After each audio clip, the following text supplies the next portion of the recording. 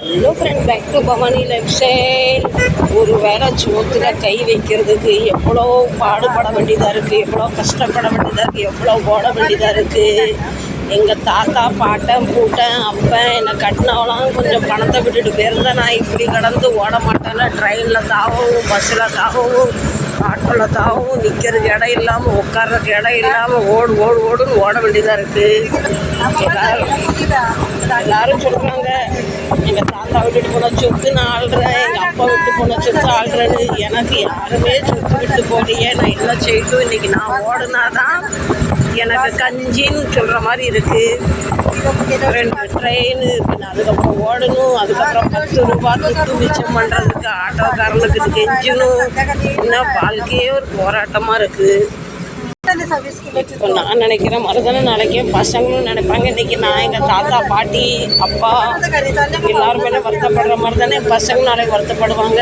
அதுக்காக ஏதாவது பிள்ளைங்களும் விட்டுட்டு போகணும்னு நினைக்கிறேன். ஆனால் என்ன செய்ய, எனக்கு கஞ்சிக்கு லாட்ரி கையில் பேட்டரி இருக்கும்போது நான் என்னத்தை விடுவேன் எங்கள் பசங்களுக்கு பேத்தியாக்கும். சில நேரத்தில் மனசு ரொம்ப வலிக்குது ஃப்ரெண்ட்ஸ். என்னன்னு தெரில, உணவு பணம் பலம் இருக்கணும், இல்லை உறவு பலம் இருக்கணும். இன்னைக்கு 2மே இல்லாமல் நான் கடந்து அல்லாடிக்கிட்டு இருக்கேன். சொல்லுவாங்க, செத்த பின்ன புளிய மரத்துக்கும் முருங்கை மரத்துக்கும் தாவற மாதிரி நான் வீட்டுக்கும் கடைக்கும் ஓடி நான் ஓஞ்சி போயிட்டேன். வாழ்க்கை என்பது போராட்டம் தான். யாருமே இந்த உலகத்தில் நீங்க பணக்காரனும் அழுகுறான், என்ன மாதிரி ஒன்றும் இல்லாதவனும் அழுதுகிட்டு இருக்கா. வண்டியில் ஓடுறவங்க, இந்த ஆட்டோவில் ஓடுறவங்க, பக்கத்தில் உட்காந்துருக்கு எல்லாருமே எதையும் நோக்கி ஓடிக்கிட்டு இருக்காங்க. இந்த ஓட்டம் சாட்டாலாம் நம்ம மூச்சு இருக்கிற வரைக்கும்லாம். இப்போ அந்த ஆட்டோக்காரன் ஒரு குடும்பத்தை காப்பாற்றுறதுக்காக 3 சீட்டு வந்து எக்ஸ்ட்ரா ஒரு சீட் எடுத்தால் எக்ஸ்ட்ரா 30 ரூபா கிடைக்கும். அவரும் ஏற்றுறாரு. நானும் நேரத்துக்கு போனால் 10 காசை பார்க்கலாம், நானும் ஓடிக்கிட்டு இருக்கேன். பைக்கில் போகிறவங்க கெதியும் அதுதான், காரில் போகிறவங்க கெதியும் அதுதான், நடந்து போகிறவங்க கெதியும் அதுதான். ஒரு பாவம் ஒரு 5 ரூபாய்க்கு போகிறேன், 5 ரூபா போகிறவங்க கூட 30 ரூபான்னு சொல்கிறாரு.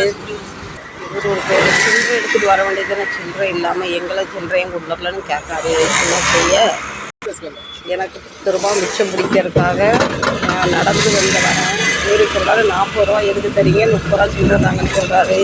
இந்த துட்டு ரொம்ப மோசமானது. இருக்கிறவங்களும் அழுவாங்க, இல்லாதவங்களும் அழுவாங்க. மோசமானது இதுக்காக தான் இந்த பாடுபடுறோம். ஏதோ நைட்டில் படுக்கும்போது ஆண்டவன்கிட்ட வேண்டிட்டு படுப்பேன், கடவுளே நாளை பொழுது நல்ல பொழுதாக இருக்கணும்னு. ஆனால் எழுந்துக்கும் போதே ஒரு பதட்டத்தோடு எழுந்துப்பேன். எல்லாருமே சாதிக்கணும் தான் நினைக்கிறோம். சாதிக்கிறவங்களும் இருக்காங்க, ஜெயிச்சவங்களும் இருக்கிறாங்க. ஃபேமிலி சப்போர்ட் கண்டிப்பாக வேணும். எல்லாமே பணம் கிடையாது, உறவு ரொம்ப முக்கியம்.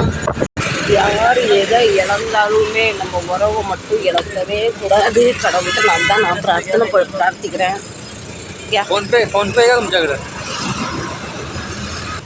சில்லறை கேட்டு பார்ப்போம். சுட்டாயிருக்கா தோண்டா ஆட்டோக்காட்ட சில்லறை இல்லையா? நம்ம டீ கடையில் சில்லறை கேட்க வந்துட்டோம். டீ கடைக்காரர் என்னை பார்த்துட்டு ஒரு நாள் முழிக்காரு, என்னடி இது சில்லறை கேட்கன்னு. சீக்கிரம் தரமாங்க, தேங்க்யூ. இப்போ நம்ம ஆட்டோக்காரர் அண்ணாச்சிக்கு 10 ரூபா கொடுத்துட்டு நன்றியை சொல்லிட்டு போயிடலாம். வாங்க இப்போ குறுக்கோலியாக போயிடலாம். யார் எதை இழந்தாலுமே நம்ம உறவை இழந்துடவே கூடாது. பணம் காசு எப்பவும் வரும் போகும், ஆனால் உறவு நமக்கு நீடிச்சு நிற்கும். என் வாழ்க்கை இதை நோக்கி பயணம் போதுன்னு எனக்கும் தெரில. ஓடிக்கிட்டே இருக்கேன். ஆமாம், என்றைக்கு இந்த ஓட்ட முடியும்னு எனக்கு தெரியாது. நான் நினைக்கிறேன் எனக்கு இந்த மூச்சு இருக்கிற வரைக்கும் இந்த ஓட்டம் தான் போல் நடக்கலாம். இப்போ நம்ம எவ்வளோ ஓடுறோமோ, ஒரு நாள் நம்ம எல்லையை நம்ம டச் பண்ணுவோம். அங்கே கடவுள் நமக்கு நல்ல ஒரு இழப்பார இடம் தருவார். அந்த நம்பிக்கையோடு ஓடுவோம். என்ன இன்றைக்கி கடவுள்கிட்ட நான் நன்றி என்ன சொல்கிறேன்னா, எனக்கு இந்த வயசுலேயும் இவ்வளோ ஒரு ஓடுறதுக்கு கடவுள் எனக்கு சக்தியும் பலத்தையும் கொடுத்துருக்காரு. அது கடவுளுக்கு கண்டிப்பாக நான் நன்றி சொல்லணும். அது இப்போ ஒரு வருஷமாக முருகன் எனக்கு செய்கிற துணருக்கு பார்த்தீங்களா. எல்லாருமே பாவம் வேலைக்காக வேலைக்கு கூப்பிடுவாங்க. இந்த கட்டடமான வேலைக்கெல்லாம் உட்காந்துருக்காங்க. வாங்க முருகன் மேட்டருக்கு போவோம்.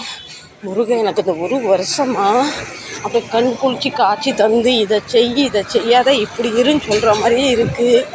அதில் ரொம்ப எனக்கு ஒரு தைரியமும் தெம்பையும், நீ அழாத நான் இருக்கேன்னு சொல்கிற மாதிரி ஆறுதலாக இருக்குது. கடவுள் என் பிள்ளைங்களுக்கு நல்ல வழியை காட்டணும். எந்த வாழ்க்கையிலையும் எந்த தப்பு தண்டாவும் பண்ணிடக்கூடாது. அவங்க எதிர்காலம் நல்லா இருக்கணும். நான் கடவுள்கிட்ட கேட்குறது அதுதான். சொத்து வேண்டாம், பணம் வேண்டாம், எதுவுமே வேண்டாம். இந்த 3 வேளை சாப்பாடுக்காக தான் நம்ம இந்த ஓட்டம் ஓடுறோம். இது கடவுள் எல்லாருக்குமே தரணும். நான் ஆண்டவன்கிட்ட பிரார்த்தனை பண்ணுறேன். எங்கள் கஸ்டமர் உங்கள் வீட்டில் ஒரு கல்யாணம் இருக்குது. அதுக்காக கொஞ்சம் கலரிங் வேலைலாம் நடக்குது. இந்த ஊரில் யாருக்கு கல்யாணம், யாருக்கு இன்னும் எதுன்னு எல்லாருமே எங்கள் கஷ்டப்படும் பார்த்தீங்களா.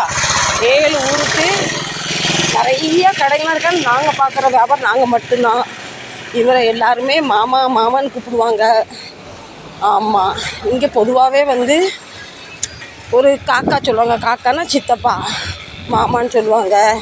இவருமே வெக்கப்படாமல் எல்லார் வீட்டுக்கும் சாப்பிட போவார். எனக்கு என்னன்னு தெரில, யார் வீட்டுக்கும் சாப்பிட போனால் ரொம்ப யோசனை பண்ணுவேன். ஸ்கூல் பஸ் வேறு என்ன முட்டுற மாதிரி வருது. இங்கேருந்து ஒரு பஸ்ஸு போகுது. நம்ம பஸ்ஸை முட்டிட்டு நம்ம அந்த பக்கத்தில் போயிடலாம். இது கவர்மெண்ட் ஆஸ்பத்திரி. சாயங்காலம் 5 மணிக்கு தான் திறக்கும். இது ஸ்கூல் வேனு. நம்ம இந்த நம்ம கடையை வச்சாச்சாச்சு. எனக்கு ஃப்ரூட்டுக்காரு என்ன பாபி லேட்டாக வரீங்கன்னு ஒரு மாதிரி பார்க்காரு. வாங்க நம்ம தலைவர் போய் நம்ம முறைப்பார் பாருங்கள். அது சாமிக்கு நன்றி சொல்லிடுவோம். 2 ட்ரெயின், பஸ்ஸு, ராலி, ட்ரக்கு எல்லாம் ஏறி வந்த கடவுளுக்கு நன்றி. ரொம்ப அக்கறையாக வேலை பார்த்துக்கிட்டு இருக்காரு ஆண்டவனே. இது ஒரு மைக்ரோ ஃபியூஸ் செக் பண்ணிக்கிட்டு இருக்காரு. இப்போ இந்த பொதியை இறக்கும்.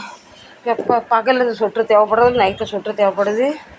கடவுளுக்கு ஒரு நன்றி போட்டுருவோம். என்னை பத்திரமா வீட்டிலேருந்து கடையை கூட்டது கொடானு கொடி நன்றின்னு சொல்லிட்டுருவோம். விபதியை பூசிப்பிக்கலாம். இதுதான் ஃப்ரெண்ட்ஸ் என்னோடய வாழ்க்கை போராட்டம். கண்டிப்பாக சப்போர்ட் பண்ணுங்கள். என்ன மாதிரி எத்தனை பேர் இப்படி ஓடுறீங்கன்னு சொல்லுங்கள். எவ்வளோ ஓடுறோமோ வாழ்க்கையில் அவ்வளோ நம்ம முன்னேறுவோம். இந்த வீடியோ பிடிச்சினா லைக் பண்ணுங்கள், ஷேர் பண்ணுங்கள். ஒருத்தவங்க சொல்லியிருந்தீங்க எனக்கு கடை வீடியோ வீட்டு வீடியோ தான் போடுறீங்க, வேறு எக்ஸ்ட்ரா என்ன போடுங்கன்னு. நான் எங்கே போட்டு நான் என்ன செய்யட்டும்? அந்த அளவுக்கு எனக்கு தனியாக நான் மும்பை இது வரைக்கும் சுற்றி பார்த்ததில்ல. நான் சுற்றி பார்க்க போகிறேன். நானே வழி மறந்து எங்கன்னா போயிருவேன். இப்போ எனக்கு பைத்தியம் பிடிச்சி கொண்டு எங்கன்னா போட்டுருவாங்க. அதனால் எனக்கு தெரிஞ்சு இந்த கடையை வீடு மட்டும்தான். அந்த வீடியோ பிடிச்சிருந்தா கண்டிப்பாக சப்போர்ட் பண்ணுங்கள்.